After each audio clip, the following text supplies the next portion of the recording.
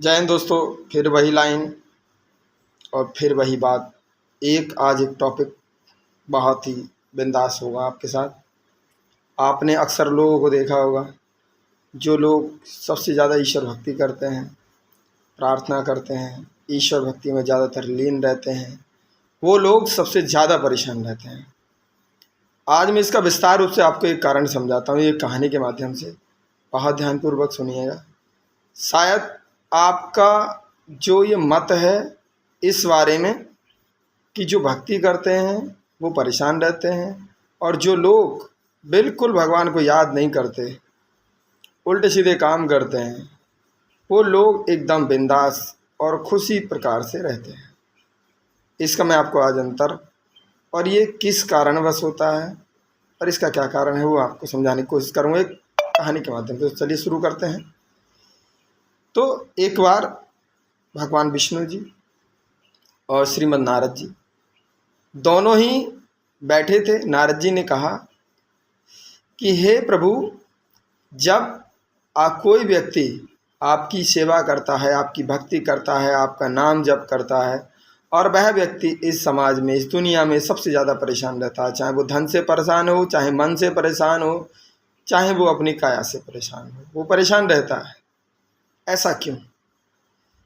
ईश्वर ने कहा कि नारद जी, आपको इस चीज़ के समझने के लिए आपको मेरे साथ चलना होगा।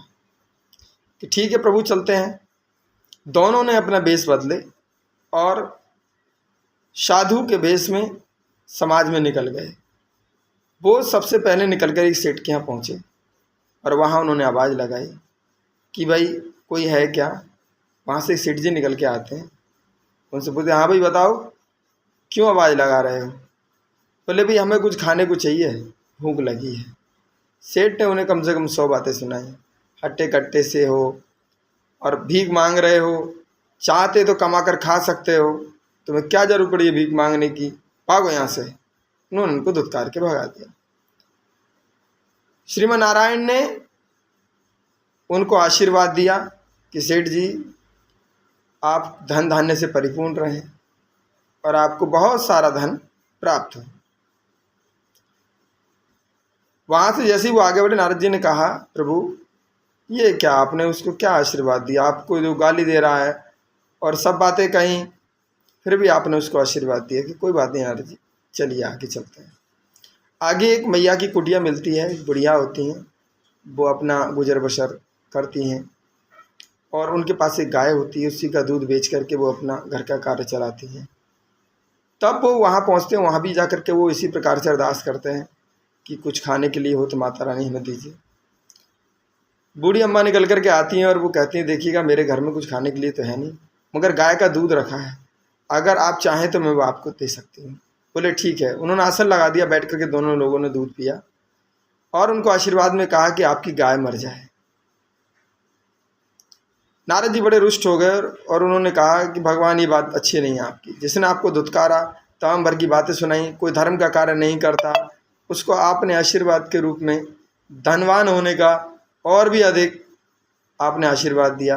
और जिस बूढ़ी माँ ने हमारी इतनी सेवा की, दूध पिलाया, और आपने उनके लिए, उसकी गाय के मरने के लिए आपने आशीर्वाद दे दिया, ये नाइंसाफ़ी है।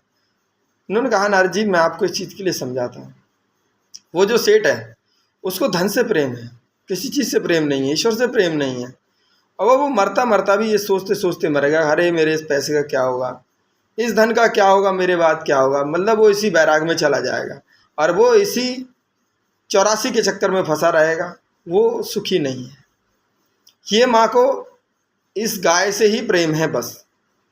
ये गाय नहीं रहेगी तो अम्मा शांति से अपना मन ईश्वर भक्ति में लगा सकती हैं, और जब ये अपने अंत समय में आएंगी तो केवल इनके मन में ईश्वर के सिवा कोई और विचार नहीं रहेगा, ना ही कोई लालसा, ना ही कोई लालच, और ना ही कोई इनकी नज़र में किसी चीज़ का मोल रहेगा, और ये मेरे धाम को आ जाएंगे और इस 84 के बंधन से मुक्त हो जाएंगे। तो भगवान ने बड़े ही सुंदर तरीके से उनको इस चीज़ के लिए वर्णन दिया और उनको समझा दिया।